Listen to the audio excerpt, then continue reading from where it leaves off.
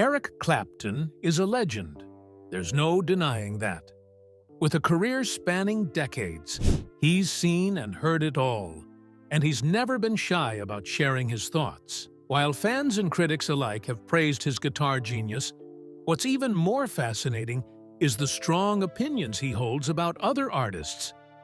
Clapton isn't the kind of guy who plays it safe or nods along just to keep the peace. If he doesn't like something, he'll say it, plain and simple. Over the years, a handful of well-known musicians and bands have found themselves on the receiving end of his disapproval. Whether it's their attitude, style, or the direction of their music, something just didn't sit right with him. And when Clapton doesn't vibe with someone, it's not just a passing comment, it's a statement. So, who made the cut? Let's dive into the list of artists that Clapton just couldn't stand.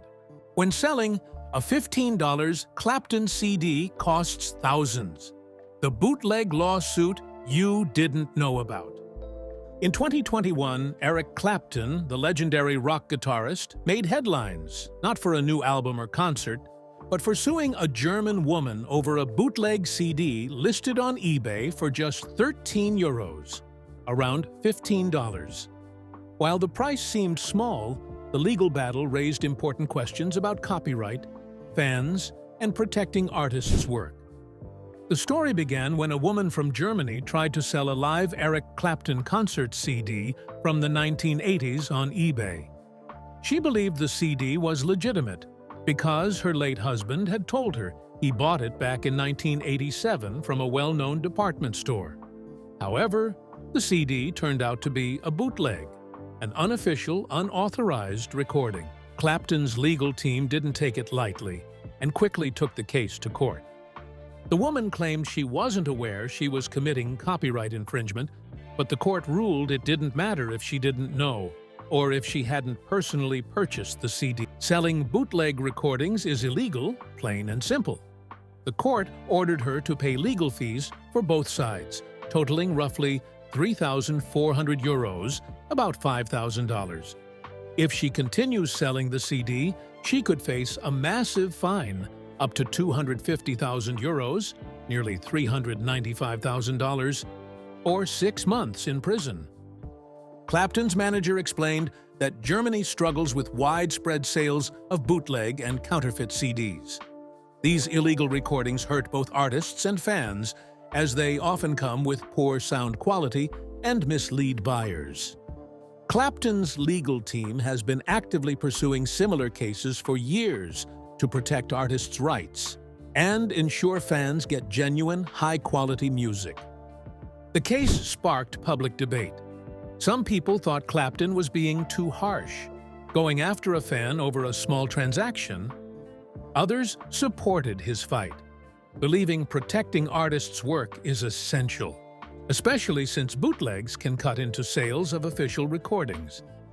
This lawsuit came amid other controversies surrounding Clapton, especially his vocal opposition to COVID-19 vaccine mandates. That likely added fuel to the media attention, painting a picture of an artist locked in battles both inside and outside the music world.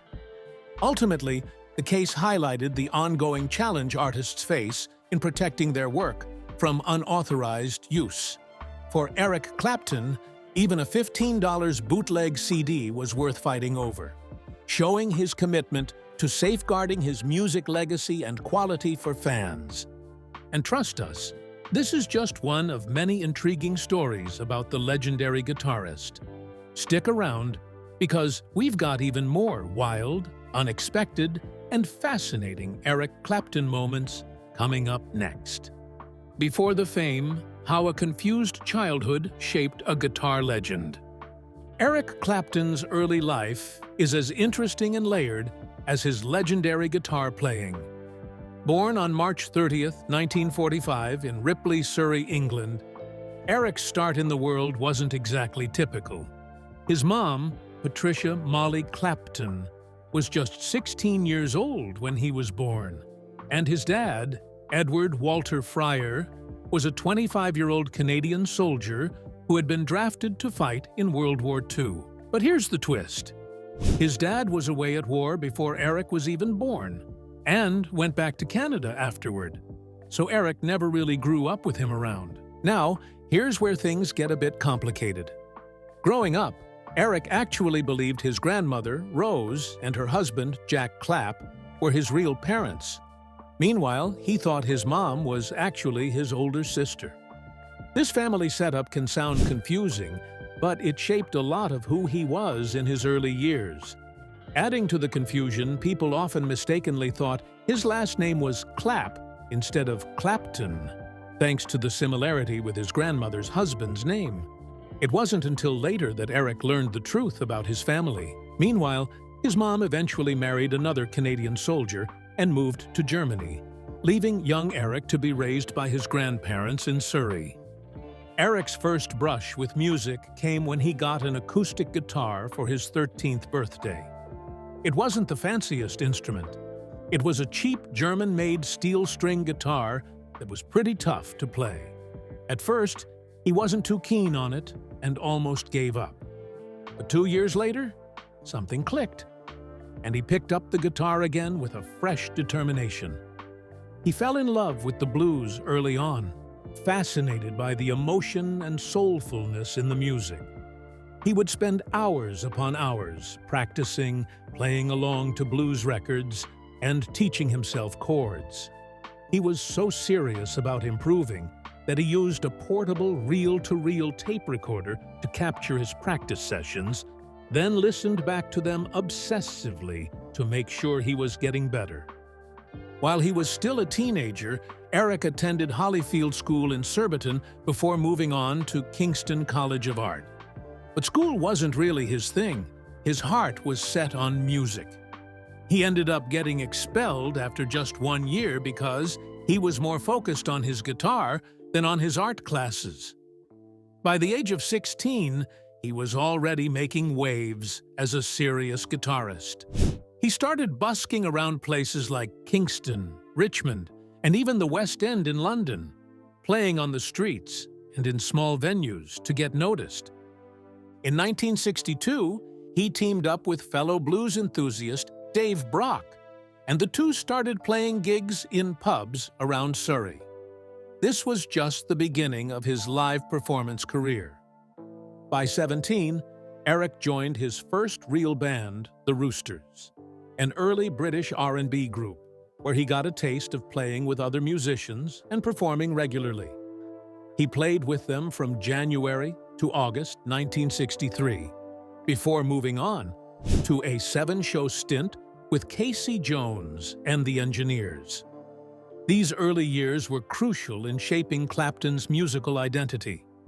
From a confused family life to those long nights practicing blues riffs on a cheap guitar, Eric's early struggles and determination set the stage for the iconic career that followed. Little did anyone know, this young kid from Surrey was about to become one of the greatest guitarists in history. How Eric Clapton became a blues legend. Eric Clapton's early career was like watching a guitar legend being born right before your eyes. It all really kicked off in October 1963, when he joined the Yardbirds, a British rhythm and blues band that was starting to get some serious buzz.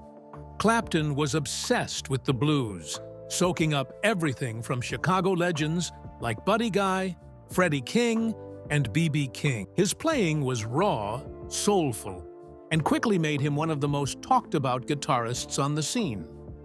The Yardbirds weren't just any band, they had a real cult following, especially after taking over the Rolling Stones' residency at the Crawdaddy Club in London. Imagine being a young Clapton, sharing a stage night after night with the kind of energy that made people say, "This guy's the real deal." Their sound was steeped in the Chess Records blues classics, and they even toured with American blues legend Sonny Boy Williamson II. That was a big deal, exposing Clapton to authentic blues talent and pushing his skills to the next level. One of the coolest stories from this time is how Clapton got the nickname Slow Hand. When he broke a guitar string mid-show, he'd calmly swap it out on stage, and the crowd would do a slow hand clap to fill the silence. Giorgio Gomelsky, their manager, loved the pun and started calling him Slowhand, a name that stuck with Clapton forever. But things weren't all smooth sailing. The Yardbirds were moving toward a more pop-oriented sound, especially after their first big hit, For Your Love, in 1965. Clapton, the blues purist, hated this shift. He wanted gritty, heartfelt blues, not catchy pop tunes. So, on the very day For Your Love hit the charts, he walked away from the band. It was a bold move. He left the group at the height of its growing fame. He even suggested Jimmy Page as his replacement, but the band ended up going with Jeff Beck instead. Shortly after, Clapton joined John Mayall and the Bluesbreakers in April 1965. This band was like a blues boot camp, full of some of the best British blues musicians of the time. Clapton's stint with the Bluesbreakers really put him on the map as a top-tier blues guitarist. He swapped his Fender Telecaster for a Gibson Les Paul and cranked up a Marshall amp, creating the thick, warm woman tone that would become his signature sound. The album Bluesbreakers with Eric Clapton, often called the Beano album because of the comic book he's reading on the cover, is a must-listen for any blues fan. It's a raw, electrifying record that showcases Clapton's fiery solos and deep blues roots. During this period, Clapton's reputation skyrocketed. He was playing club gigs and festivals, winning fans and critics alike. People started spray painting "Clapton is God" on walls around London, cementing his status as a guitar hero. But Clapton stayed humble, always saying he was just trying to be the best he could be. The secret love triangle that inspired Eric Clapton's Layla. So let's dive into one of rock's most intense love stories that gave birth to the legendary song Layla. You probably know the tune. It's got that unforgettable guitar riff and those passionate, aching lyrics. But the story behind it is even more fascinating. Back in the late 1960s, Eric Clapton was already a huge guitar hero, but his personal life was a bit of a mess. Enter Pattie Boyd, a stunning model who had just married George Harrison, the Beatles' lead guitarist. Pattie and George were like rock royalty. They seemed perfect together. But here's the twist. Eric Clapton was hopelessly, head over heels in love with Pattie. Problem was, she was off limits, married to his best friend. Clapton's feelings for Pattie weren't some fleeting crush. Nope, it was full-on obsession. He was captivated by her beauty, charm, and spirit. But, being the loyal friend, he kept his feelings bottled up for a while, even though it was eating him up inside. This inner turmoil sparked something deep in Clapton, something raw and emotional that eventually exploded through music. The story goes that Eric saw Pattie one night and felt this intense surge of emotion that he just had to put into a song. Inspired by an old Persian poem called Layla and Majnun, a tale about a guy who's madly in love with a woman he can't have, Clapton started crafting the song we now know as Layla.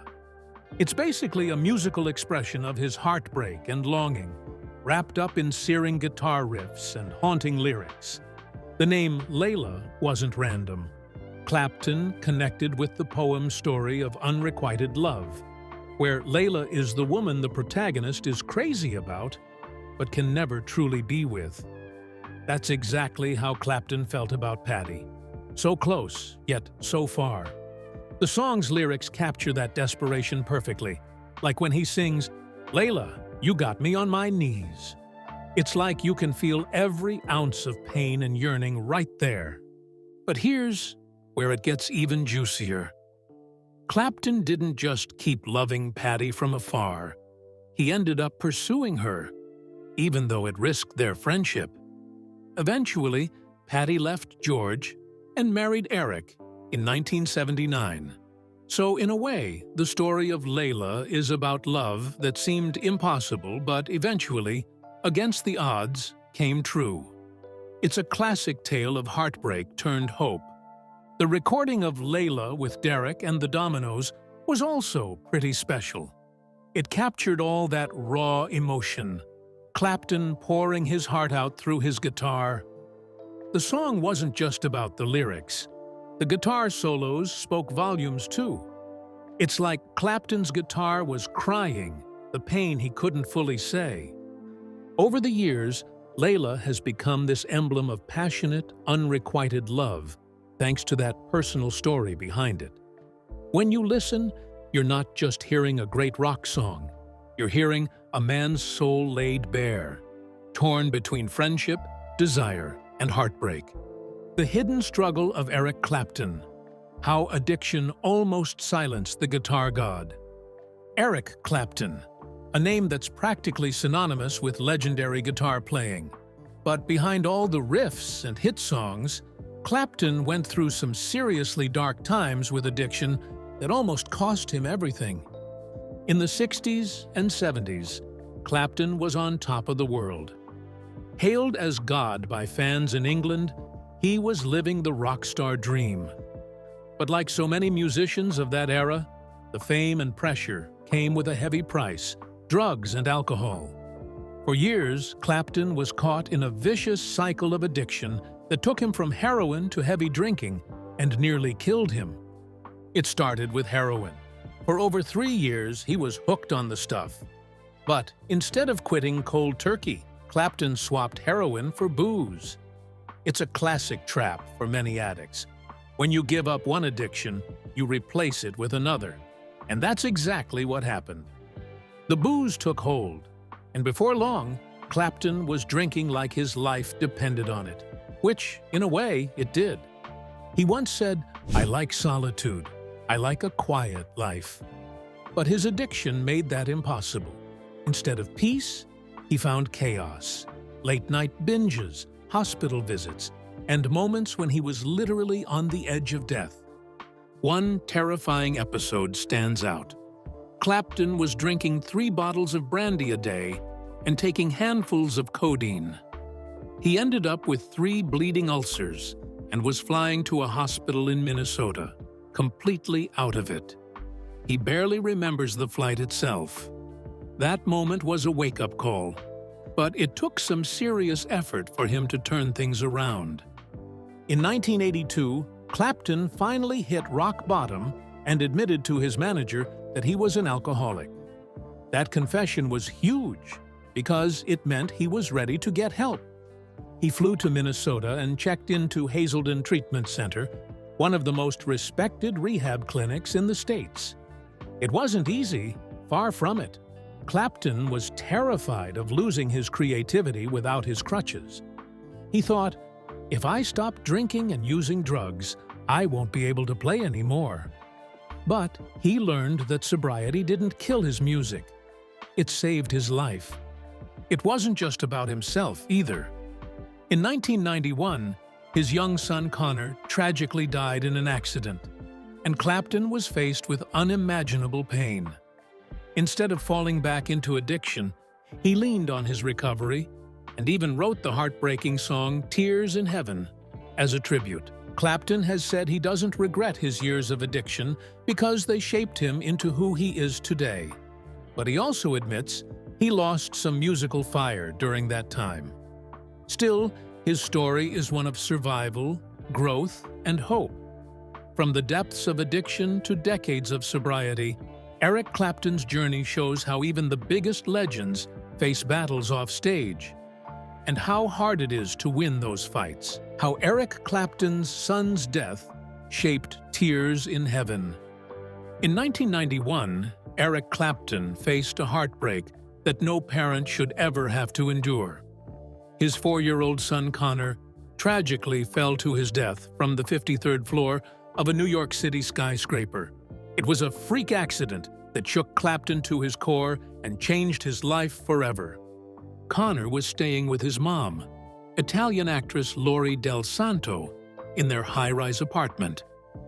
On the morning of March 20th, a window that had been left open after some janitorial work led to the unthinkable.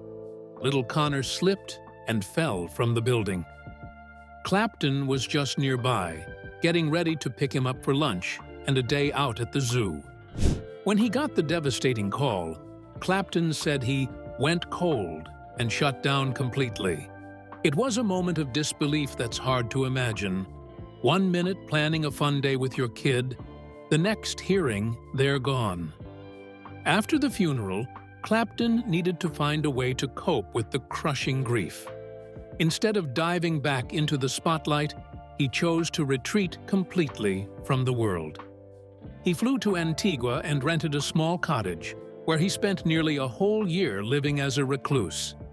During that time, he barely spoke to anyone. Instead, he played a little Spanish guitar, wrote songs, and tried to heal himself through music. It wasn't about creating hits or performing for fans. It was about clawing his way out of despair.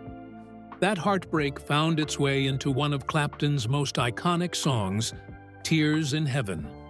The lyrics capture the raw pain of loss and the hope of reconnecting in the afterlife. Would you know my name if I saw you in heaven?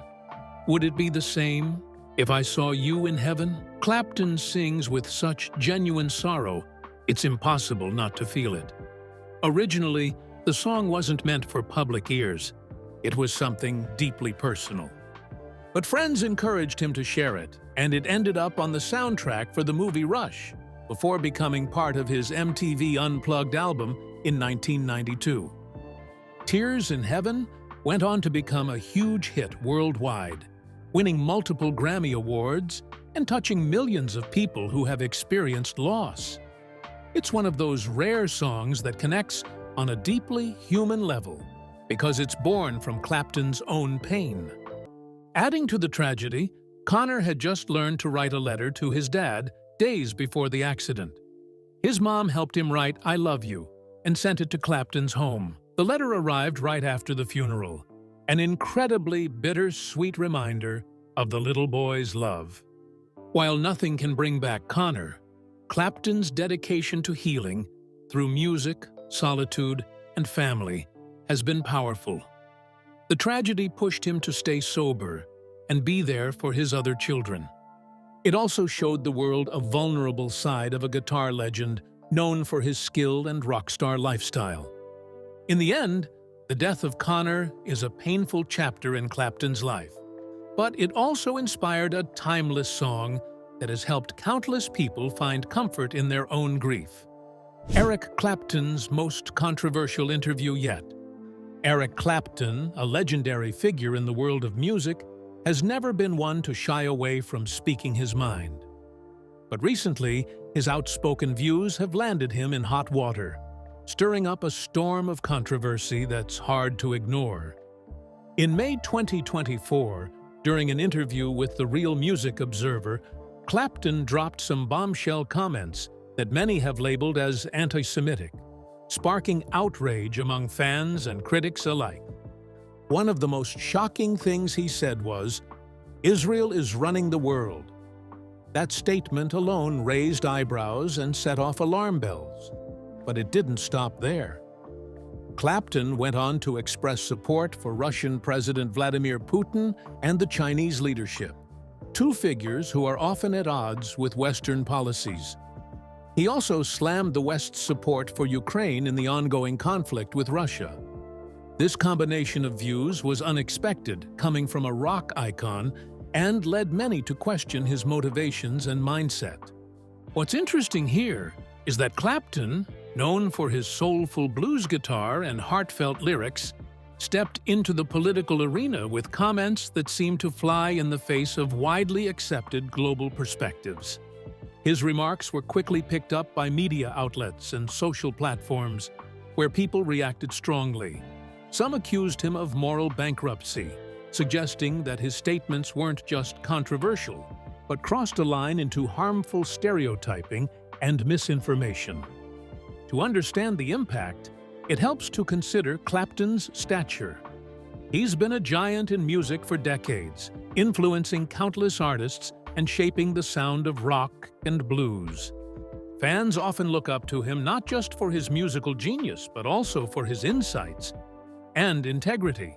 So when someone of his stature makes statements that many find offensive or misguided, it naturally creates a big stir. Many critics pointed out the hypocrisy in Clapton's remarks.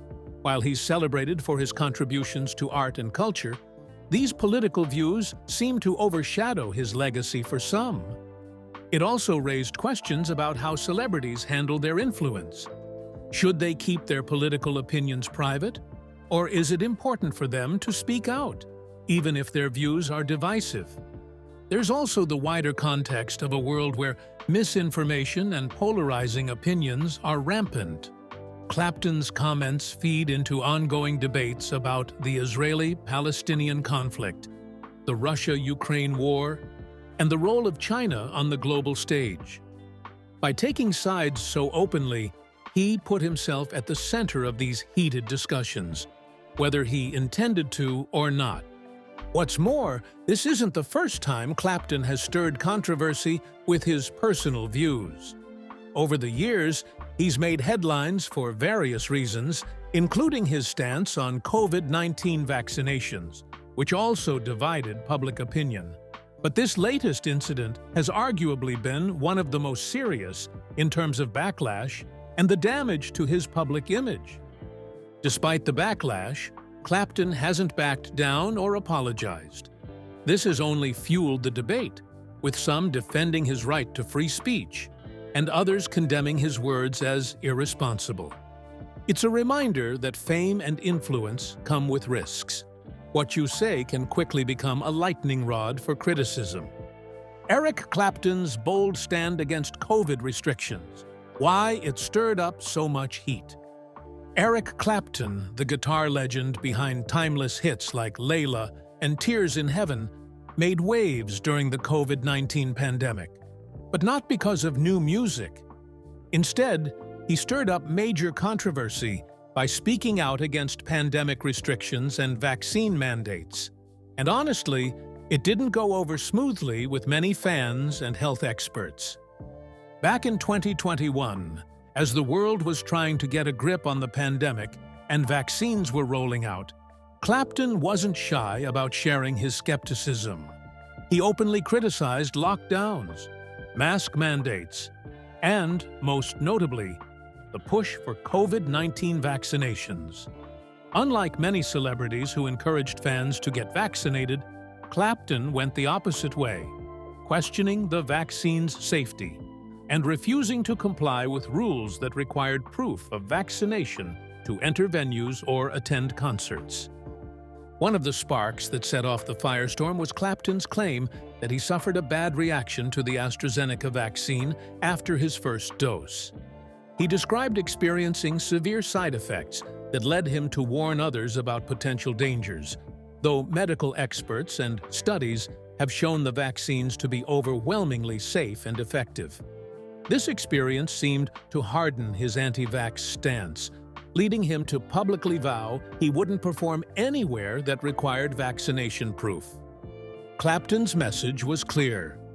He was against any form of discrimination based on vaccine status. He said, "I will not perform on any stage where there is a discriminated audience present." For him, this was a matter of principle. He saw vaccine mandates as an infringement on personal freedom, and he wasn't willing to play along. Naturally, this stance didn't sit well with everyone. Many fans and public health officials slammed Clapton for spreading vaccine misinformation at a time when getting shots was crucial to controlling the pandemic. Some viewed his actions as selfish or irresponsible, especially considering his massive influence. People wondered if his words might discourage others from getting vaccinated, potentially putting lives at risk. Clapton also dropped a protest song called "This Has Gotta Stop," which took aim at the lockdowns and public health restrictions. The song's raw, angry tone echoed his frustration and became a rallying cry for some anti-mandate supporters. But for others, it just sounded like a refusal to face reality. Despite the backlash, Clapton didn't back down. He doubled down in interviews and videos, calling vaccine promotion propaganda and expressing distrust toward governments and health authorities. His views made him a hero in some circles, particularly among the anti-vaccine and anti-lockdown communities, but also alienated longtime fans who expected more measured opinions. Clapton's COVID vaccine controversy shines a light on a bigger debate happening worldwide: the balance between personal freedom and public health. While many musicians and celebrities used their platforms to encourage vaccination and unity, Clapton went against the grain, embracing a rebellious, anti-establishment stance that mirrored some of rock and roll's original spirit, but this time with a much more divisive effect. At 80, Eric Clapton names the artists he just can't stand. Eric Clapton is one of those legendary guitarists whose name almost everyone knows. He's been around forever, starting with the Yardbirds, then Cream, and of course his solo career. He's influenced countless musicians and shaped blues and rock music in a huge way. But here's the thing: while Clapton is hugely respected for his skills, he's never been shy about calling out other artists he didn't vibe with. And honestly, some of his opinions are pretty surprising. Let's talk about 5 artists Eric Clapton has openly criticized, or just straight up wasn't a fan of. Clapton's take on Madonna is interesting because he loves pop music in general. But when it comes to Madonna, he's completely indifferent. He said she didn't make him feel anything emotionally and described her as all production and packaging. In his world, music either moves you or it doesn't. And for him, Madonna just doesn't do it. Next, Led Zeppelin, arguably one of the greatest rock bands ever. You'd think Clapton would be a fan, right? Nope. He actually had some pretty harsh words for them. Clapton believed that Led Zeppelin took the foundation Cream built, but then went in a direction he didn't respect. He once said that Zeppelin took their legacy somewhere else that didn't sit well with him. For a guy who helped pioneer rock guitar solos and blues rock, it's interesting to hear him say he didn't admire Zeppelin's approach. Now, the Grateful Dead. These guys are loved by tons of people, and their live shows are legendary. But Clapton wasn't impressed with their recorded music. He felt they focused too much on live jams, and not enough on quality studio recordings. He basically said if they're one of the best bands, their records don't show it. This one's a little more complicated. Clapton got his start with the Yardbirds, but his time there was tough. He felt out of place as the band moved in a different musical direction. He said being with them was like being alone with a crowd, which he called the worst form of loneliness. Leaving the band was a relief because he felt disconnected, like they didn't understand him, and he didn't understand them. It's wild to think that a band that launched his career also made him feel so isolated. Finally, Oasis. Clapton wasn't just annoyed with their music, he really disliked their attitude. He admitted he had his own wild phase when he was younger, but thought newer bands like Oasis should have grown out of that by now. Instead, he called them arrogant and irresponsible. Basically, a load of shit. For someone who's seen the ups and downs of rock and roll firsthand, that's a pretty blunt dismissal. So there you have it. Eric Clapton, the guitar god, isn't afraid to speak his mind, even if it ruffles some feathers. His honesty might not always be popular, but it definitely gives us a peek into how seriously he takes music and artistic integrity. Whether you agree or disagree, it's clear Clapton's got strong opinions, and that's part of what makes him, well, Eric Clapton.